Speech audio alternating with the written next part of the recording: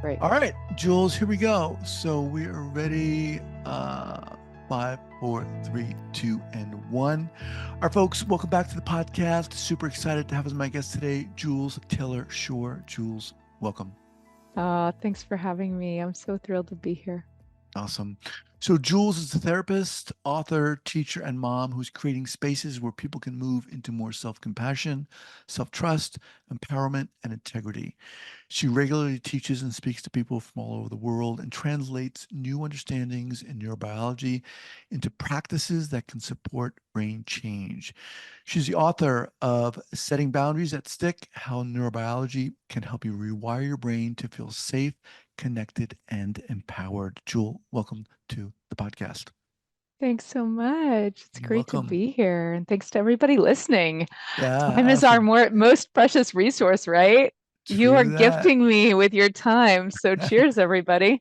Appreciate that. So before we get going, share with the listeners where you're from originally and where you are currently. Right. So I grew up as an American mutt, moving a lot all around the country. I didn't grow up in one spot. The longest I was a place was 2.5 years. Well, So bounced, not military, other stuff going on, but bounced a lot to a lot of different states. I've lived in the West Coast, I've lived in the South, I've lived in the Northeast. So lots of different spots. And now you know what happened is I married a person who's not as nomadic as me in Austin, Texas. And now I've oh, been here for 20 years. oh, wow. Very Yeah. cool. So I landed despite myself in one spot. Austin. Yeah, very cool. I've never been there. I've heard a lot of things, and you've been there as what appears to be a change has happened in it. Yeah, when I moved here, it was still a small towny sort of feel 20 Yeah, years ago when I got here. And even when I landed here, people were like, "Stop moving here." So I was one of the people who invaded the city yeah, a long time ago, and it has changed enormously since I've been yeah. here. I was telling my husband the other day, I was like, "Oh, I feel like we moved without moving because the city changed around us so much." So before we were recording, I mentioned to you how I feel you've kind of distinguished yourself in the Mm. field of mental health in terms of uh, focusing what appears to be on boundaries and the neurobiology and how that's impacted and so forth. How did this all start for you? This interest in Right. becoming a therapist, and then we'll get more specifically into Hmm. boundaries and so forth. Yeah, yeah. So I started doing therapy the way lots of us start, which was by being a client. So this is a second career for me. I did not start out doing this. I have a background in theater. I was a director in New York for a while. I decided uh, I decided that it was really, really, really hard to make a living in that. And I grew up in a family that has a lot of uh, wings in auto industry, and I know how to work on cars. Oh So wow. I left I, I left New Very York and was cool. an auto mechanic for a while. Oh wow. Um, here and then was in a really hard space in my own life. I thought therapy was super dumb.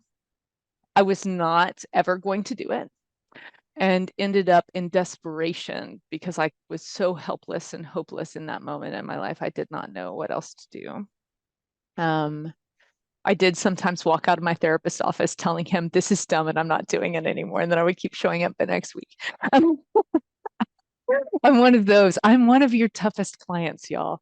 Um, anyway, so yeah, so I found that over time, it really helped me shift things in ways I didn't think was possible, and recognized my own history of pretty intense trauma during that time, and was able to really wrap my head around, oh wait, therapy maybe could be something not just that changes folks or provides a space where change is more possible, but maybe I could do it. So two Mm. years in, I'm still turning wrenches for a living, and I look at my therapist, I was like, "Patrick, how did you get your job? I think I might want it."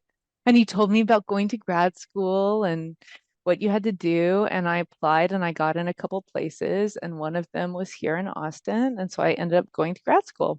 And then inside of that process, I got really interested in neurobiology. So I went to grad school. I started in '05, '06, something around there. And I'm terrible with dates. My mind does not do time in that way. So sometime around that ish.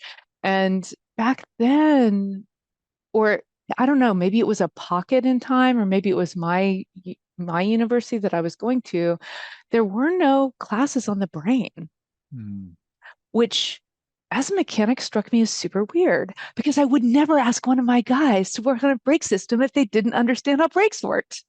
Why are Hmm. you asking me to help people with their brains if I don't know how a brain works? Interesting. And Yeah. that led me down a path of pulling in some friend and family contacts who had some connections with Vanderbilt Medical School. And I ended up being able to go and do classes there in the medical Wow. program. Corresponded, like not for credit, like just like, oh, Yeah. hey, can I come and audit this class? And so I would take in the summers and sometimes at distance would take medical school neuroscience classes. Got really interested in it. I have a sciencey mind. It worked Mm. really well with how I think anyway. And so yeah, I went down that path and then ended up in interpersonal neurobiology land studying with Dan Siegel and Bonnie Badenoch for a while.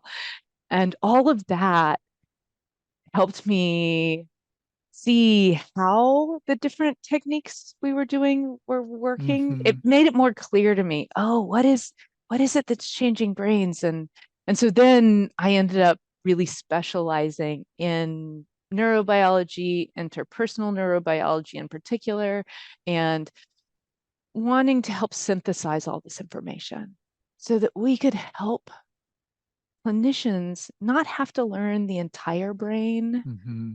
but know enough and particularly translate, oh, here's the research, here's what that might mean clinically. What Hmm. can we do? And so then I ended up teaching quite a lot, helping people understand how brains work in a way that's a little bit more palatable than, Yeah. Yeah. yeah, Yeah. Yeah. yeah. Interesting. When you said initially you were like therapy, no, don't want to do it. Hmm. You obviously found a therapist, something clicked. What was working for you at that moment? He costs $5 an hour. And that's how much money I had. Seriously, he was at a community clinic and I got assigned to him. And, I think part of my history led me to be a person who discounts needs or um, doesn't think about advocating for myself very well, Hmm. especially not at that time. That's very different now. But I think that history led to like, I never even questioned, like, is this working for me? Hmm. No, it did, and he was awesome. And I'll tell you, I tell my interns this all the time for the people who are like studying with me in their postgraduate work. Um, I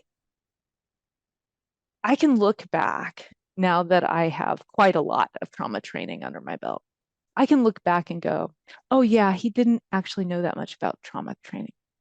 And I can look back and go, oh yeah, I found out later when I graduated, I was his first client ever. Oh, He was a like practicum student right. inside of a university.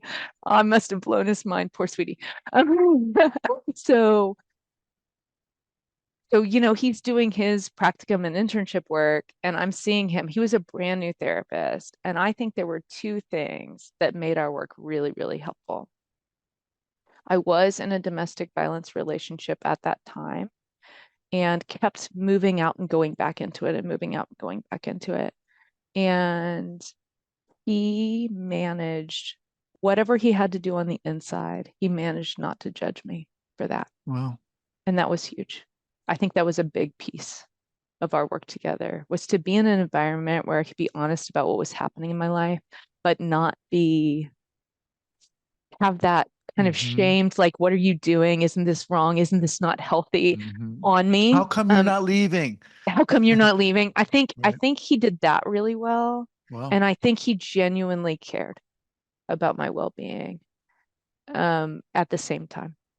And I think that there was a magical combination of that, that even though maybe he was brand new and he didn't have the skill set and blah, blah, blah, blah, blah, even though there are some trainings or some therapists I've seen later in my life who did have those skill sets, and those were magic experiences for different reasons. Mm-hmm. I do think, oh, here's the,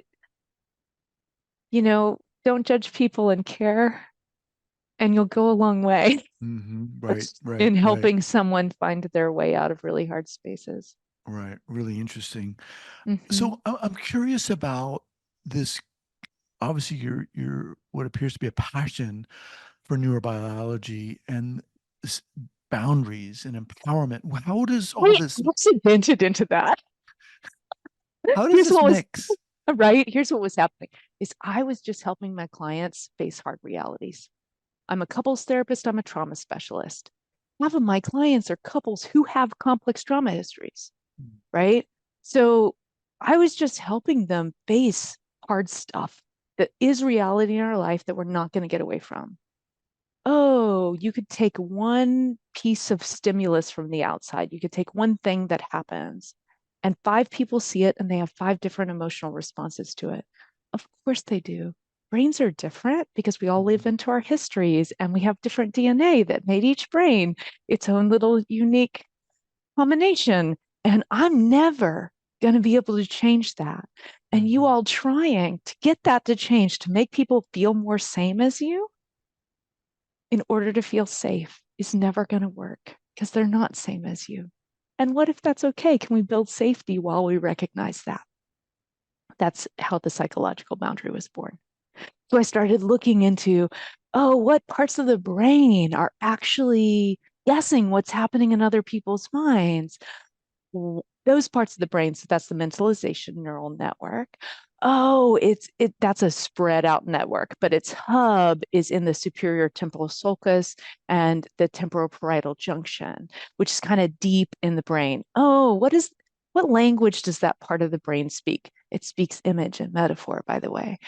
And what is it listening to? Oh, the afferent wiring is actually coming from areas that are listening to your visceral sensations.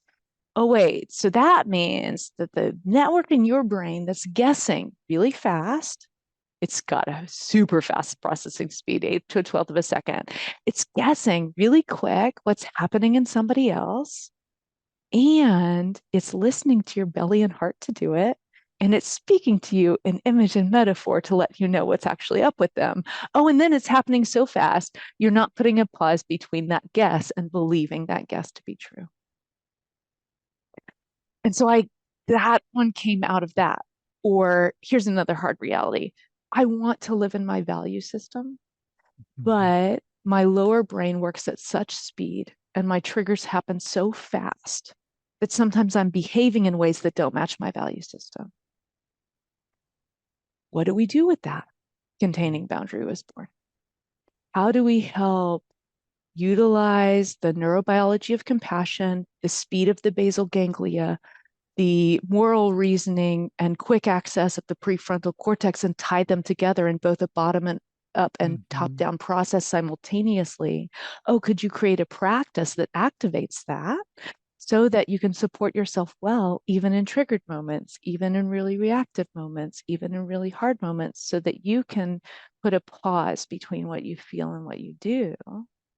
So that, oh, now I have the choice of maybe doing something that is a little bit more matching of how I want to show up in the world. Wow. Okay. Let's Right. put Am this. I going like blah, blah, blah right now? No, it's very intense. And I'm wondering for the sake of our listeners, if we can put this into what would this look like when you're working with someone? Well, it depends on, yes, Give us exactly. an example. What does all this look like? It depends on which kind of boundary I'm working with. So I talk about four boundaries in my Pick one. book. Let's do the containing one because that's the one we just talked about. So that's where I'm going to put a pause between what I feel and what I do. And so if I'm working with somebody who is in my office, they're wanting that skill. The first thing we're going to The skill do, of what? the skill of putting a pause between what they Okay. feel and what they do. I Okay. want a containing boundary in my life. I've noticed I have these behaviors. They're not in line with my value system. I want that to change. The first thing I'm going to do is tell them, well, one, of course, it's really hard to put a pause. You have a fast brain on the bottom and a slower brain on top. And the slower brain is where you're going to remember who you are in like a value-centered way. Mm-hmm. Moral reasoning is integrating up in that third eye position. All that very center part medial prefrontal cortex is doing a lot of your moral reasoning for you. And that's pretty slow compared to that trigger, compared to those feelings. The first thing I'm just going to do is say, guess what? There's nothing wrong with you. Right. Neurobiologically, we understand exactly why this is happening, no biggie. And also, you want to do something different, great. And we're Mm-hmm. going to build that with 3 tools, and we're going to weave those into a single tool in the end. The first tool I'm going to do is I'm going to help them find a gesture, a movement in their body that's going to mean to them compassion. In order to find that, what I do is I have them think about somebody who's not too challenging for them, not complex relationships. So sometimes I wouldn't lean towards a partner, maybe, or Mm-hmm. towards a boss or something like that, maybe towards a kid, their own child, maybe towards a niece or nephew, maybe towards a dear friend who they have a really good connection with. Let's imagine something hard happened for them. Can you let your body fill up with that feeling of compassion for them? And then can you just notice how your body wants to move when you think about offering them care? And that sometimes will elicit a little bit of a movement for folks. Sometimes what they need is to feel that feeling and then just notice, oh, okay, if I had a movement that meant this feeling to me, what would that movement be? So I've Mm-hmm. had people, for anybody who's listening, I'm just holding my hands up in front of me and I'm opening them out like I'm holding a bowl. Oh, I've had people go, oh, yeah, it's this. It's like, oh, Mm-hmm. kindness. Other people, they're like, oh, it's this shoulder thing where I remember I'm about to hug them. Sometimes, oh, sweetie, putting a hand on a heart, right? So sometimes it's different than that. I've had a musician who had this, and Mm-hmm. their music is all about spreading kindness to the world. And so, of course, that makes sense for them, right? So a gesture that's uniquely yours, that's going to mean to you compassion. Now, why on earth do we want a gesture? Because of the basal ganglia, which is a part in your lower brain. So it's subcortical, way down deep in the middle of your brain. It's wrapped all around your limbic system, and it does procedural movement and the emotional meaning of movement. So if I put my fist up to give you a fist bump, right? Right? In a social situation, you don't have to guess that that means camaraderie. If I gave you a Mm-hmm. high five, you don't have to guess that that means support. You just know what that means. If I put my thumb up in the air or I made little heart hands, nobody has to guess what that means Mm-hmm. because your basal ganglia already knows the emotional meaning of that movement. So what we're going to do is we're going to hook in a speedy lower part of the brain to remind us, ooh, in real time of compassion. Now, let me interject here for a Yeah. second. Mm-hmm. Why? I mean, I can surmise, but why Mm-hmm. compassion? Why are Because we? absolutely, because compassion releases GABA, which is an inhibitory neurochemical, into the lower brain. And particularly when you're in self-compassion, because we're going to start pointing it out, but then we're going to learn to Mm-hmm. point it in. Mm-hmm. Self-compassion releases GABA in the amygdala, fear processor, the anterior insula, pain interoceptive pain processor, and the anterior cingulate cortex, meaning of pain and meaning of fear processing space. So we're going to release GABA, which is going to go shh, to all of those fear and pain Mm-hmm. processors by reminding ourselves of self-compassion in real time, Mm-hmm. right? And we're going to put it at the speed of the basal ganglia. That way we hook a lower brain speed into our containing boundary. So that's part one of it, right? Part two is remembering a value word. So I have people come up with two value words. One is a value word for who they want to be in their own integrity. And the second is a relational intention value word. That's who they want to be in relationship. And so I do a little exercise with them, which is detailed in my book. If anybody wants to find out more about that, you can access that there. But I lead them through a little exercise and we work with, finding a word that means this is who I want to be. So my personal integrity word is courage.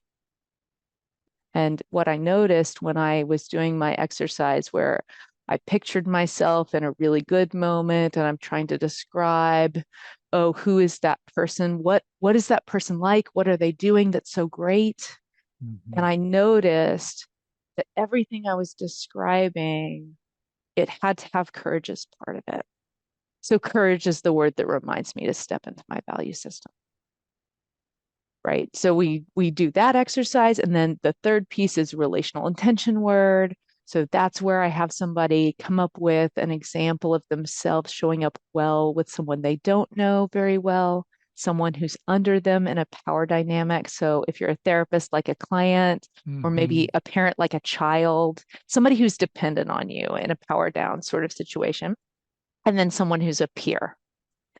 So it could be a partner or a close friend or a work colleague.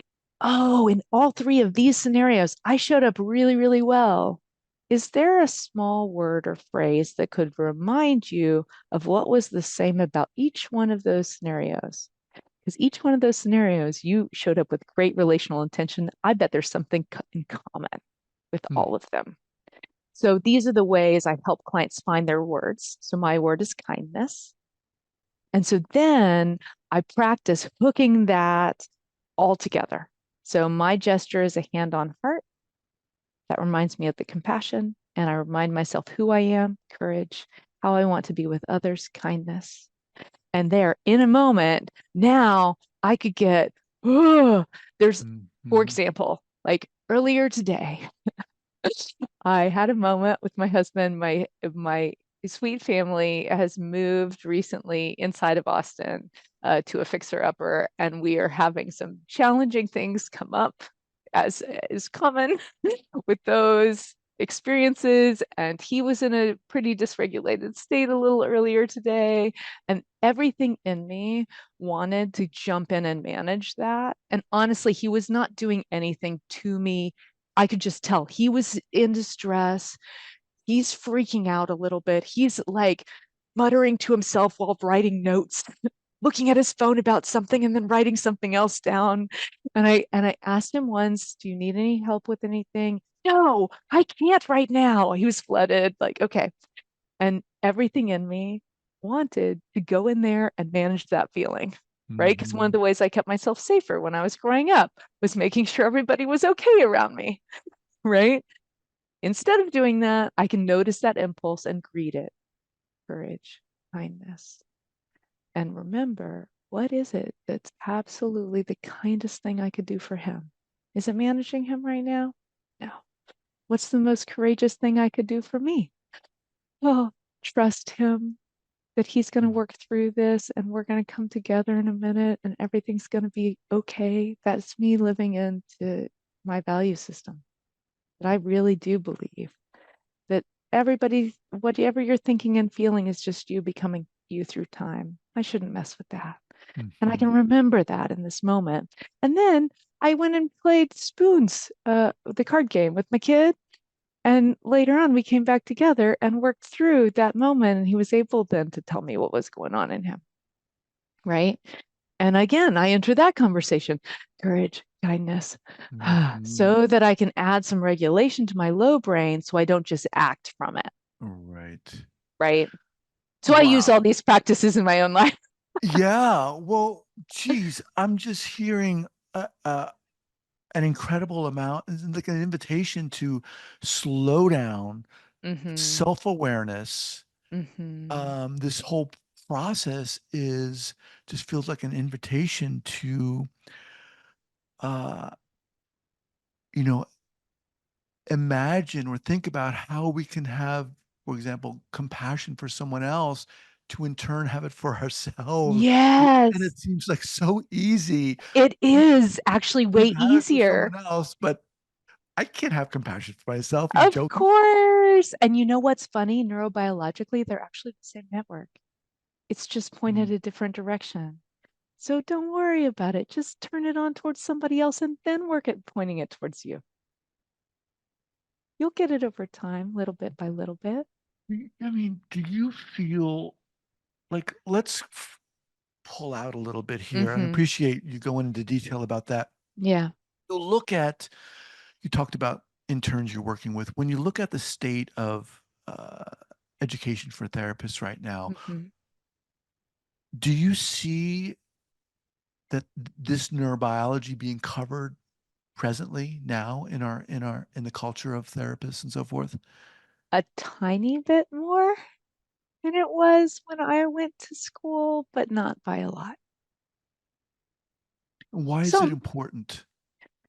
I think it's important in a few different ways. One is I think sometimes our therapy skills are teaching us to work against natural energy and information flows in our brain.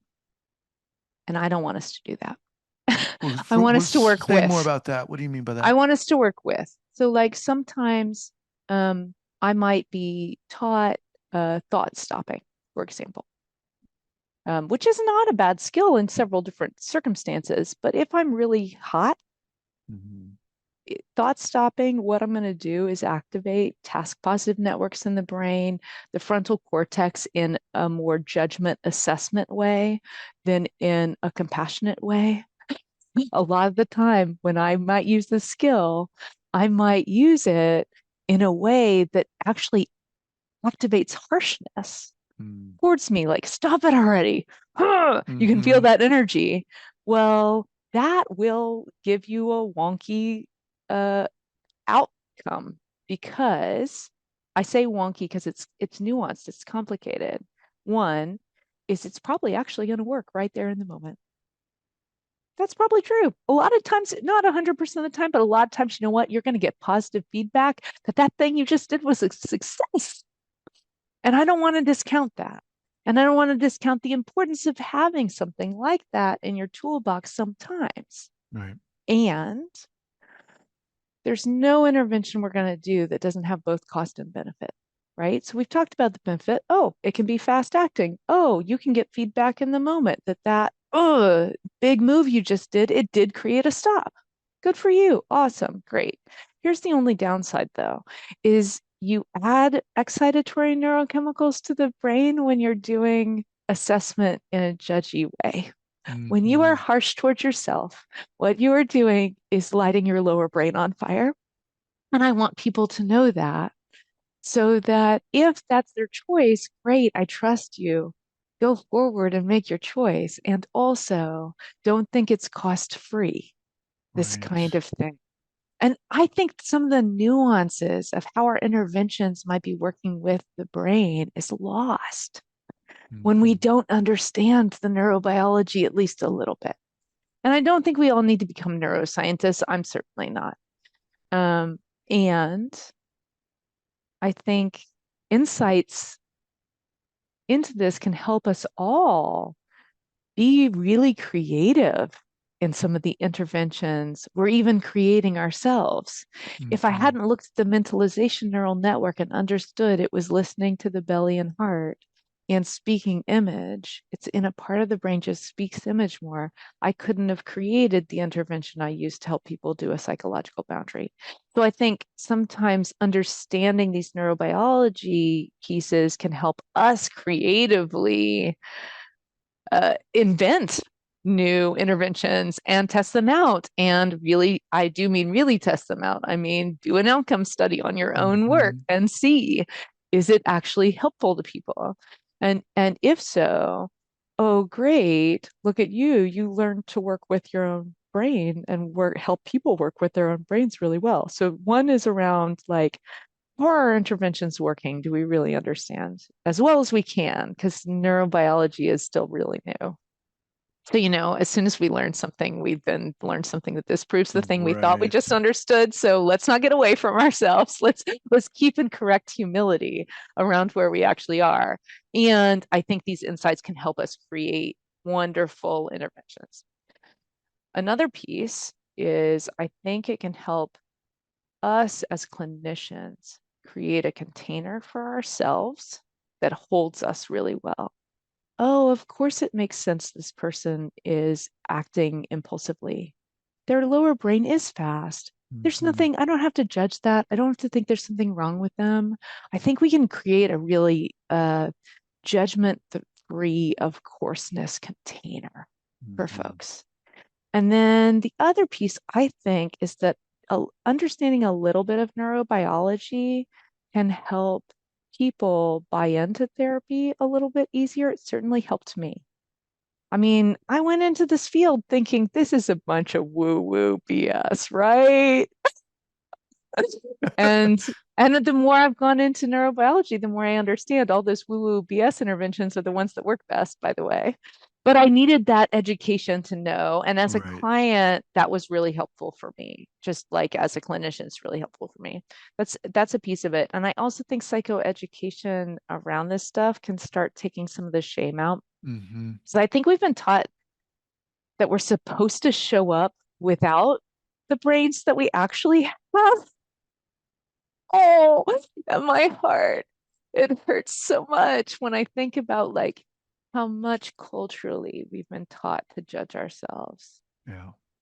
Yeah, yeah. I'm speaking with Jules Taylor Shore. Her book, Setting Boundaries That Stick: How Neurobiology Can Help You Rewire Your Brain to Feel Safe, Connected, and Empowered.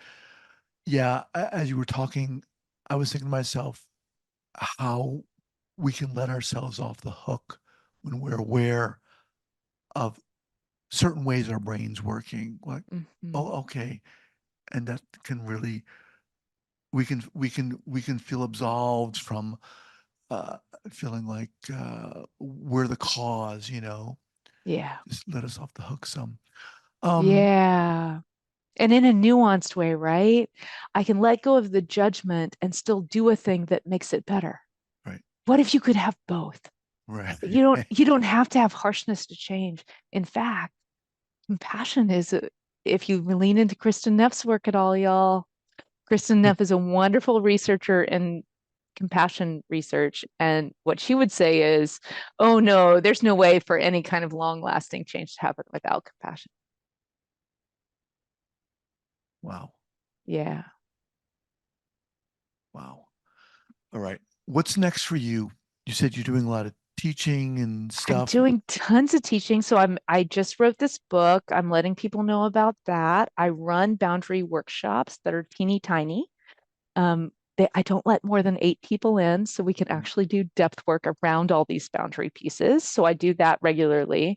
And then the big thing I'm doing right now is something called the STAIR method, which is not a model of therapy. I want to be really clear about that. The STAIR method is an integrative synthesizing framework so that you can put all those amazing therapy tools you have into a neurobiologically sound methodology. And so it helps, it's an integrative method. So it helps you organize your toolbox so that your skills work with the brain really well. Wow, very interesting. And where can people learn more about that? Yeah, you can learn all about everything from my website, Okay. juliannetaylorshore.com. Julianne is spelled with one N. So look up juliannetaylorshore.com or Jules Taylor Shore on Google. You'll still find me because everybody calls me Jules, and that's all over my website too. Okay. Um, and just check out my website. It's got all the therapist training, all the boundary workshops, which are for everybody. Any adult over the age of 25 is welcome. You could be a therapist, but it's open to lay folks as well. And yeah, and I have a book out. So if you want a low cost way to try on some of these ideas, that's a great way to do it. Awesome. And we'll have that linked up here at the show notes page at the traumatherapistpodcast.com. Jules, thank you so much. Intense, very intense. I mean, Yeah. you are intense. I love it. Oh, thanks, Guy. I appreciate you taking Oh, the time. Oh, thanks for having me. All right, we'll be in touch. Take care. All right.